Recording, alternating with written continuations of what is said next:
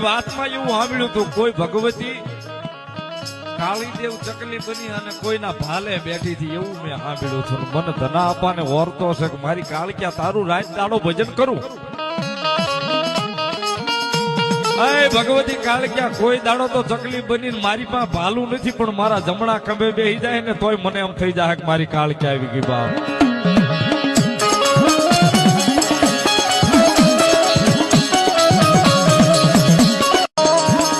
મારી વર્ષો પહેલા એક વાત સાંભળી હતી, વાતમાં એવું સાંભળ્યું હતું, કોઈ ભગવતી કાળીદેવ ચકલી બની અને કોઈના ભાલે બેઠી હતી, એવું મેં સાંભળ્યું હતું. મને ધના અપાને ઓરતો છે કે મારી કાળક્યા તારું રાત દાડો ભજન કરું.